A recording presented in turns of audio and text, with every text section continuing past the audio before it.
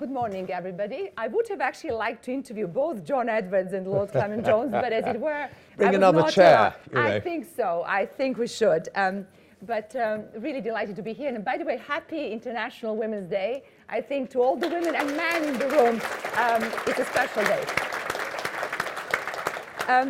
We have about 30 minutes for this conversation today, and let me kick off.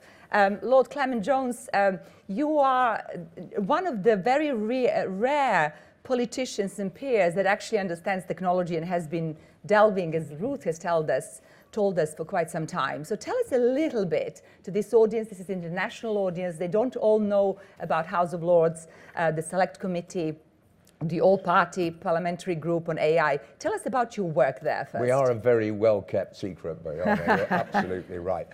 First of all, I want to say what a pleasure it is to follow John. I think that, you know, if you're going to have a model regulator in terms of engagement and accessibility, John is it, basically. And hearing that approach and hearing the work that the ICA have been doing is fantastic. And demonstrates to me, which we'll talk about later, that actually the amount of law reform we need to do is extremely limited. But that is another subject for later. On the artificial intelligence front, I was sitting there at an industry and parliament trust breakfast, which brings business and politicians together in 2016. And it struck me, as we were talking about new technology, that parliamentarians knew at that time absolutely nothing about the implications of artificial intelligence. And so I thought, well, look, I think we've got to do something about this. And I set up an all-party group with Stephen Metcalfe, who was then the chair of the Science and Technology Committee, who was at the same breakfast. So we had a bit of a conspiracy there. And of course, it demonstrates that we do work across party because Stephen is, of course, quite a prominent Tory MP. And since then, what we've tried to do is bring parliamentarians into a greater understanding of what the risks and opportunities are of artificial intelligence in all its different ways. Particularly the opportunities in terms of education, health and so on, but also what are the regulatory issues, what are the ethical issues surrounding AI. And as a result of my setting up the group with Stephen, I was then asked to chair the AI Select Committee in the House of Lords. We had a report that we produced in 2018, much more forensic than the way that an all-party group operates. You have a time-limited inquiry, it's 9 months, and we produced some recommendations. And then we had a follow-up 2 years later as to whether or not our recommendations for a government national AI strategy had been followed. So I can say, I think with reasonable confidence, that we had some impact on the government's AI policy. And of course, suddenly, with the advent of ChatGPT, you can imagine that parliamentarians have started flooding into the all-party group to find out what the hell's going on. And we even had the father of the House, Sir Peter Bottomley, you know, the person who is the most long-standing member of Parliament, come along to one of our gatherings the other day. So I thought that was a particularly good sign. Because if he's coming, then a lot of other parliamentarians are going to follow, because really they do need to understand what this is all about. In fact, I have heard you in one of the interviews saying that ChatGPT has woken up the House of Commons and parliamentarians, and all of a sudden there's a huge interest, which actually talks to what John Edwards has said. It's an incredibly fast-moving area, and we need to react very fast, both regulators but also legislators. So tell us, how do we address the opportunity of AI? In your Select Committee report, it was clear that you said the UK has got a tremendous potential to address AI and to be one of the leaders in how we regulate, to think about AI, how we enable it, how we enable the opportunities, but also address the risks.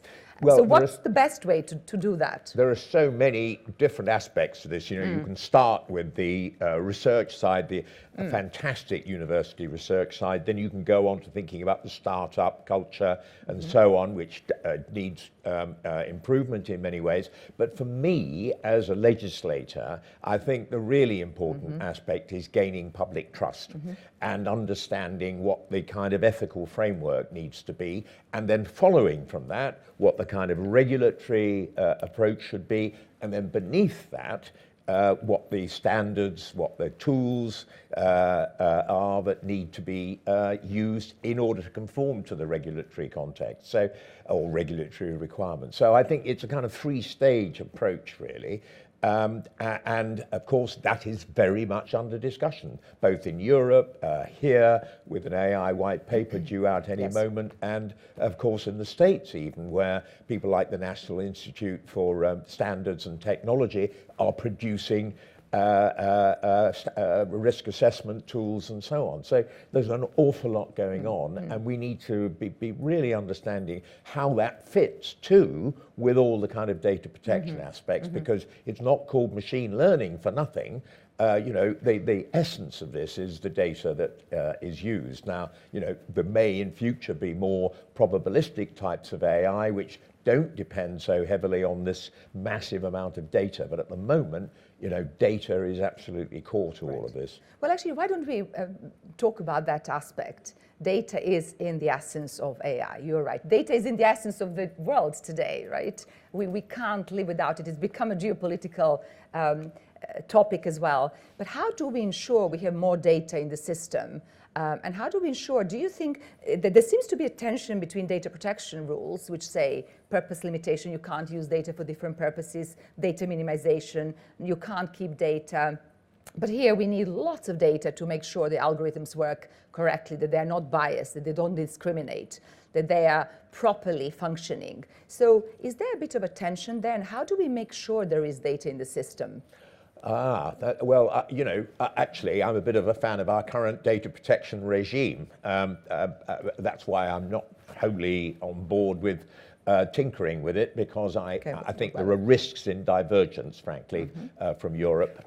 Now, you know, I think we are being reassured that everything is going to be fine and so on. But I think we have to stick to making sure that we stick to those rules. You know, at the moment there was a proposal to change the data mining rules for the purposes of intellectual property. Now, I'm not greatly in favour of that, because there's a licensing regime which operates pretty well, and of course our creative industries have all gone completely up in the air as a result of those proposals. So now, for the moment, it looks as though they're being withdrawn. But you know, it's things like that. The value. I mean, you know, John mentioned the GP data opt-out situation, and I thought the ICO played a stormer on that. But you know, frankly, the Department of Health did not play a stormer, and you know, now some 3 million people, 3 million patients have opted out of that system, which actually makes the data less valuable. Absolutely. And if we gained public trust in the first place, things would be very different. And so you do, and it's actually the mirror of what John was talking about. We get things right ahead of time. Don't simply come crashing down when people misbehave or don't do the right thing. You know, what we're trying to do is to make sure that everybody understands what the rules are, so they deal with it properly. You have explainability, you don't have black boxes, you have freedom from bias and so on. So people understand what is necessary. Now, sorry to go on a bit, but you know, I'm also not a fan of somebody just purely repeating a mantra that you've got to have innovation-friendly regulation, because I don't think there's a tension, actually. I think good regulation is the friend of innovation, and you create certainty for business, and that everybody knows what the rules are. I mean, subject to some interpretation.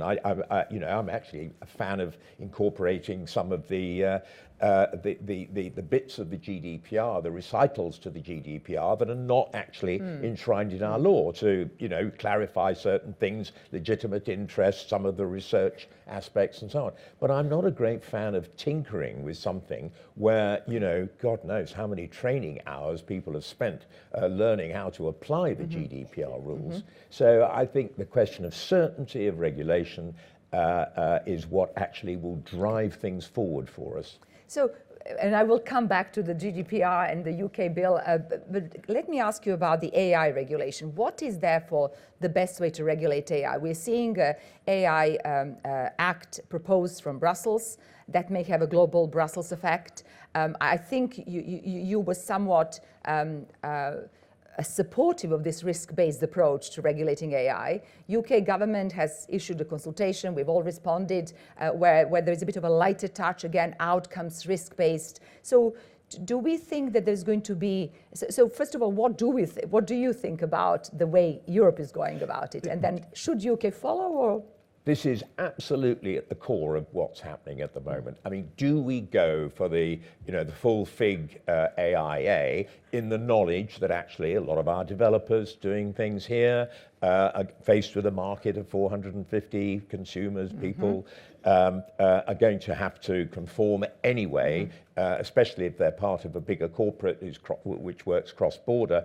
Or do we adopt a rather separate approach? Now, my AI Select Committee, originally back in 2018, we said actually the sectoral approach was the right way, risk-based, but sectoral. But the more life moves on and the more we compare ourselves to what they're doing in the EU, the more I think we're going to have a horizontal layer of regulation. I don't think, and I love the DRCF, the Digital Regulatory Cooperation Forum that John mentioned. I think it's fantastic the way that they're building a sort of center of excellence in this whole AI algorithm area, really important. But I don't think that just having it sector by sector is really going to work, because, there are so many businesses now that work cross-sector. What happens if you're in both energy and finance, or whatever it may be, comms and energy, or, are you going to have a totally different compliance department dealing with these things? So you do need a layer of horizontal regulation. And the question is, how deep is that horizontal layer?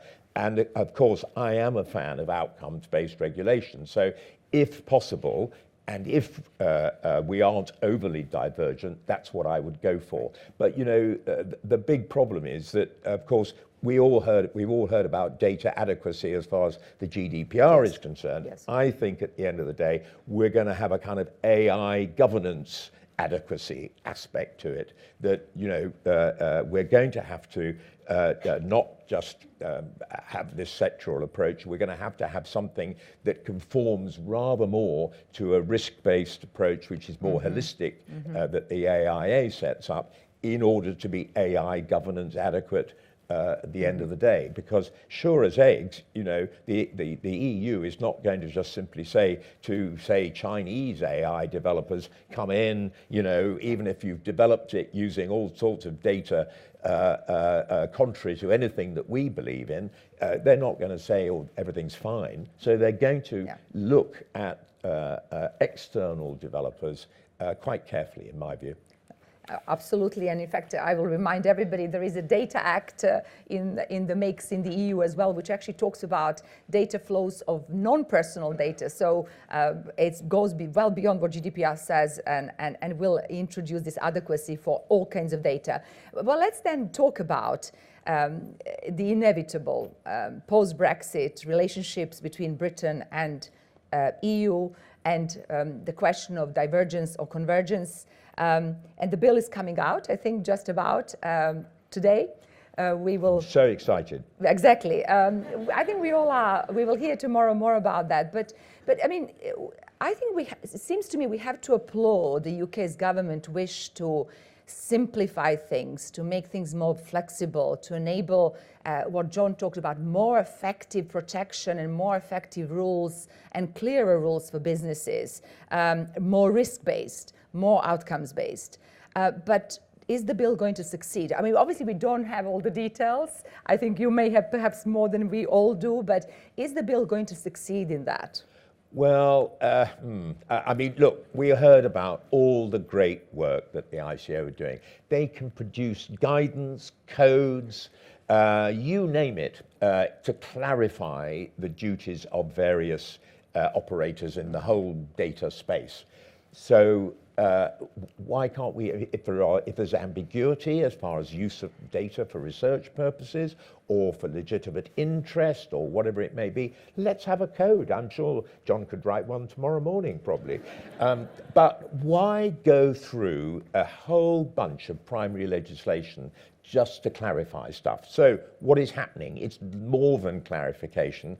Things like I think John mentioned approvingly the DPOs, and nearly everybody's probably a DPO in this room. Well, are we going to have DPOs in future? I think we will. I think we will. We may, but we may decide, business may decide that it's a good thing to have a DPO, but not having the duty to have a DPO may be a very different story. And the rules about having a DPIA is going to be for, what is it, very high risk? Well, what does that mean exactly? So you have a value judgment there. And if you get caught, you know, in the wrong side of that, well then, you know, it's been your judgment basically, rather than a rule that's there that you can make sure that you're adhering to in any event. So, you know, we've got to look at the text of it. You're all the experts in the room on this stuff. We're just humble parliamentarians. We probably respond to a brief, you know, saying, oi, this is going to mean a heck of a lot of training for all our team. We're going to be, you know, having one set of rules for the UK business, another set for the EU. So frankly, we're probably going to follow the EU anyway because it's a higher standard. Right. And if you remember, Microsoft themselves, when GDPR came out, said we're going to treat GDPR as the gold standard, despite the fact that, you know, they're a US corporation. So, I mean, they're obviously global, but they thought that in business terms, it made sense to adhere to GDPR. So, you know, I know it may not be fundamental. I'm not very keen on the whole idea of the new ICO being the chair of a corporate body and so on. You know, I'm not necessarily very big on that, but I don't think that's fundamental, and I don't think that we see that as being as changing the independence of the ICO. No, absolutely. But I do like the fact that John is, in a sense, is a body corporate himself and is accountable in that way. I think that's helpful to have somebody transparently in charge and responding in the way they do. But you know, there are other areas, and say, for instance, we suddenly get an amendment which changes the implications of Article 22 or something like that. That is one of the bogey things which crosses over into AI. So I'm not really, you know, I'm a little bit worried about that because, you know, there are horrible things going through Parliament at the moment. The retained EU law bill is deliberately kind of waving this sort of Brexit dividend flag for absolutely no purpose. And this worries me that all this data protection stuff at the moment is all about a Brexit dividend. But let's listen to Michelle tomorrow, or is it later today, and see what she has to say. I think there probably are some merits of the attempted changes. I mean, as experts, we do welcome some of this. I mean, the research exemptions and rules, the legitimate interest clarification, potentially cookies. In fact, I am a big proponent of organizational accountability. I love the fact that there'll be more emphasis of companies having privacy management program and actually senior executive in charge. So. Lord Clement-Jones, do we think that Europe may actually look at what UK is doing and sort of in the next year when it's the time to think about GDPR, how do we evolve this? I mean, John made that lapsus lingua about New Zealand, but this really is a global thing. Data is global. We need global solutions. Everybody's looking to what UK is doing. Singapore is, Brazil is, other countries are, as well as Brussels. So would Brussels perhaps look at what we are doing?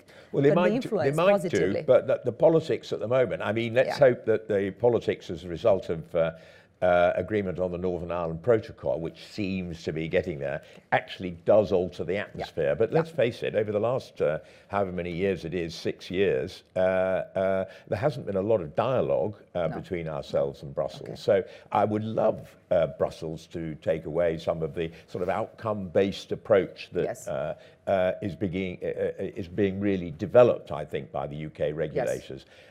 But you know, the first thing you have to worry about is the divergence aspect.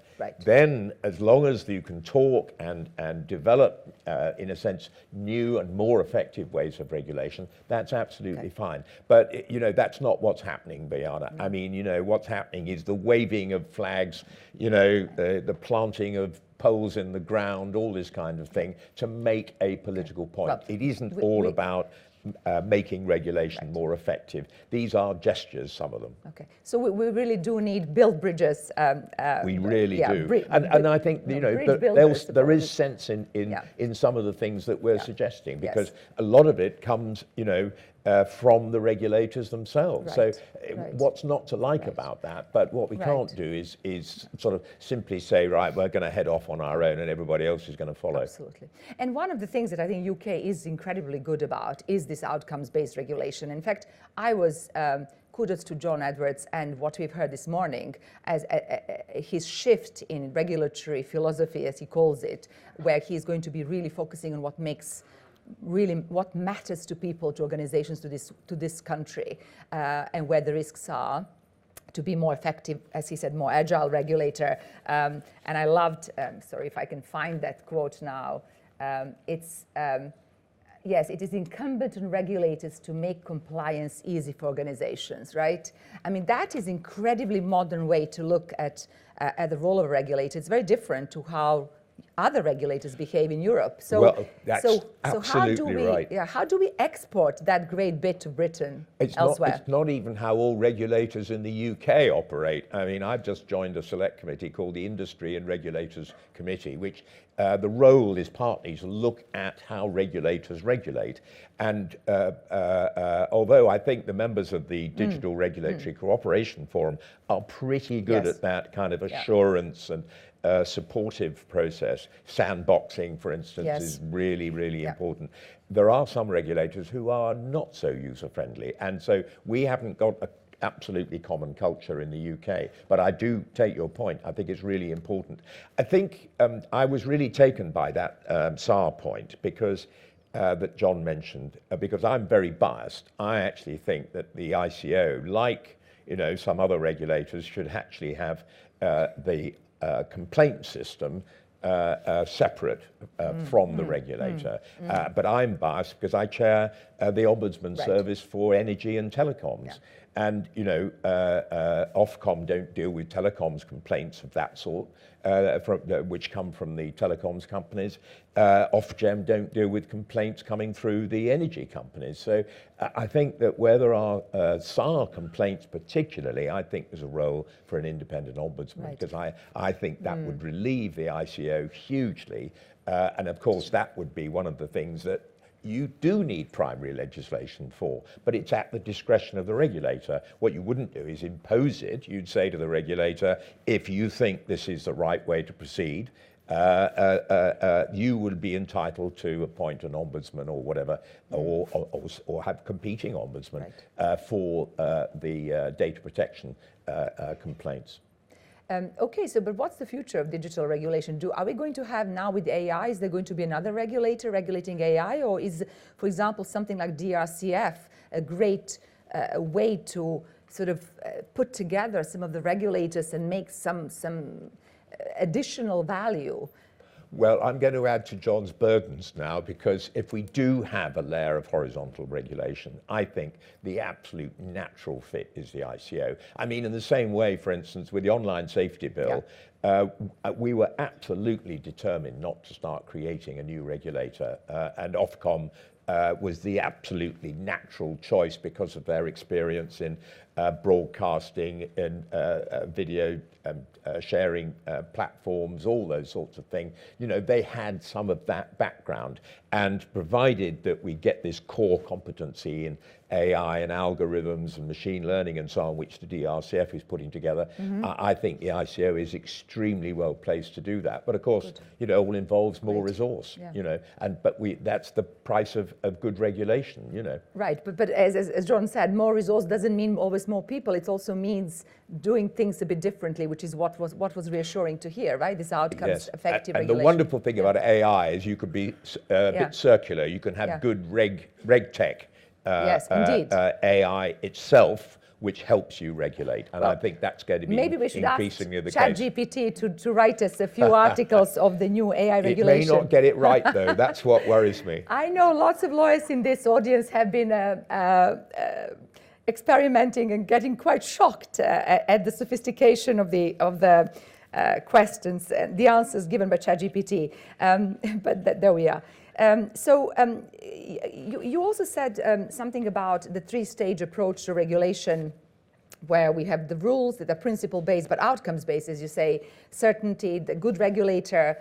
But then what's the role of organizations themselves? We at CIPL have been pushing hugely organizational accountability and companies stepping up together with their boards and their C-suite and becoming responsible digital corporations and companies, as well as public sector, right? So how do we jump on that wagon? How does a regulator, a legislator incentivize and get companies to actually do more? Yeah, that is the $64,000 question, actually. I mean, I've read all your papers, your CIPL papers. The accountability point is absolutely foursquare. And my message to boards is you don't just leave it to your CTO or your CIO. You've got to take a view. You've got to have the competencies, capabilities on your board in order to understand this stuff in this digital age. You can't just assume that somewhere in the bowels of the company there's somebody who knows something about this, because it absolutely goes to the mission of your company. Now, I'm a great believer in the fact that AI, because of the issues that it poses, is actually a chance to almost reinvent corporate governance. Absolutely. So the purposeful company, the B Corps and so on, I think will have their day to a greater extent because people are going to have to examine what the mission and the values of their companies are. I mean, for instance, when you adopt AI, does the board know what it's doing in terms of augmenting employment and jobs in the way that it delivers? Or is it about substitution? What is it about? What data is it using, as you talked about earlier? How explainable is it to both your business customers, your consumers? I mean, there are so many question marks that as a board, you really need to know these things, because it absolutely goes to your core values. Now, I'm not quite sure the penny's dropped yet, but it is beginning to happen. It's all very well to talk about ESG, but frankly, in my view, this is much more important and absolutely goes to the heart of what a business is all about. I'm so thrilled. I mean, CIPL has launched a new project on data and boards, and in fact, we have a panel on this tomorrow. It's exactly what we are trying to say. The data goes beyond just legal compliance. It's about business strategy. It's about trust and digital trust, and it's about being responsible business. And this agenda has changed. So it's such a pleasure to hear this. I can tell you that many organizations here, chief privacy officers, are starting to get the AI role. By the way, show of hands, how many of you in audience are privacy officers or responsible for privacy now have got also AI or perhaps wider data or trust remit? Hands up. Okay, see, it's starting to happen, and I know that when we go to Brussels and IAPP DC, we ask these questions, and more people are raising their hands, and this is exactly what's going to be happening, I hope. So, and then, of course, the interesting thing is how you characterize that. Whether you get the sort of grand title of chief data and ethics officer or something like that, or chief trust officer, trust officer, maybe. Chief trust officer. Exactly. Yeah, sounds exactly. Good. Can the regulator incentivize? Can the ICO incentivize these sort of behaviors? Or can the legislator do so? So companies who engage in those responsible practices can do more with data. can be in public procurement? I think it's a circular thing. I think the regulators know a hell of a lot more than the legislators, by and large, dare I say it, not just because John's in the room. It's a lot about educating the legislators about what is effective and what incentives are going to be useful. And it's also about being in the room with them. I mean, you know, John's talked about the conference coming up. That's the incentive. It's us understanding more about this and what the implications are. But also, you've got to have a little bit of radar. You've got to look forward. You know, don't wait till the regulation comes down the track. It's a bit like, you know, we were all kind of anticipating the way GDPR was coming down the track. Well before the 2018 Act went through, you know, training and anticipating and so on. That's what we've got to do in corporate governance terms. We need to be sensitizing our boards to all that. And, you know, regulators obviously have a very powerful influence on that. But, you know, the moment the ICO is not the AI regulator, but what they can do, and they have done, is talk about algorithms and data and so on. So, you know, we've started that process, and I forget when the first paper came out of the ICO, it was probably 2000, before, it was certainly pre-pandemic. So, you know, yes, there is that process going on, but it's up to business, and you know, if your boards don't understand it, then I think a few tactful comments would be useful. Great. Final question, about a minute left. You know, data has got this enormous value for governments, for businesses, for people. It's not the new oil. I don't believe in that. I think it's new environment. We have to protect and ensure it's used and shared equitably and fairly. But it's also become geopolitical question, right? You know, we're in the race for data, we're in the race for AI as well. Potentially, it's becoming geopolitical for companies, for countries. So what are you seeing, Tim, here? And what advice can we give to companies, but also us regulators in the room and us who work in this field? How do we address this fact that it now matters to many countries where data is and how they use it. But data flows are so important as well. I don't envy, if you're a multinational global company, I really don't envy you navigating this, because it is quite a disparate field. And there's an awful lot happening out there too. You know, UNESCO comes up with something, the Council of Europe, the OECD, the White House comes up with a blueprint. You know, it's a very tricky field, and trying to anticipate that, having common ground, if you like, across those things is really important. But I mean, I am heartened by the fact that, broadly speaking, the ethics at the very top, you know, if you like, the OECD principles, the G20 principles, are broadly accepted and understood now. It's the layer below that which I think is always going to be tricky. But at the bottom layer, if you like, the standards, risk assessment and so on, there's a huge amount of work going on. And I think that's coming together as well. In terms of the BSI, the IEEE, ISO and so on, NIST, there's a lot happening on that level. And I think that, for me, if we focus on what the standard of risk assessment, what kind of AI audit, what kind of continuous monitoring we need, irrespective of just what, you know, the duties of risk assessment are, you can get your corporate governance starting to get in order, actually. And how do we avoid this digital protectionism and digital sovereignty discussions now that are taking place around the globe, right? What's the role of governments like UK and EU and US, the sort of like-minded countries, to Well, this is the interesting circular point. The more you diverge, the less trust there will be. And, you know, we've seen all the problems post-Schrems of data crossing the Atlantic, so to speak. I mean, you know, that is so difficult, really. And the more we can avoid too much divergence, the more we can get a sort of ecosystem that really works. And, you know, there are institutions that have been set up. We've got the Global Privacy Assembly that John was talking about, which is a great way of regulators actually exchanging and in a sense building trust in that area. But also we do it at governmental level. We've got the Global Partnership on AI. You know, there are these institutions which are useful, and we just, you know, we haven't been very internationalist as a country over the last few years. I hope that is beginning to change. Good. Yeah. We absolutely need UK's leadership. And by the way, data protection is on the agenda of G7. There is a G7 data protection meeting as well with regulators. So these topics are starting to become, to be where they need to be. So with this, we are going to finish. Thank you so much, Tim, for fabulous, exciting, and inspiring, but also call for action, I think, that we've heard from you. And thank you for being in the government and doing the work that you do. It really is hugely important. Not in government. Not in government, apologies. But in the establishment. Thank you for being in opposition, actually.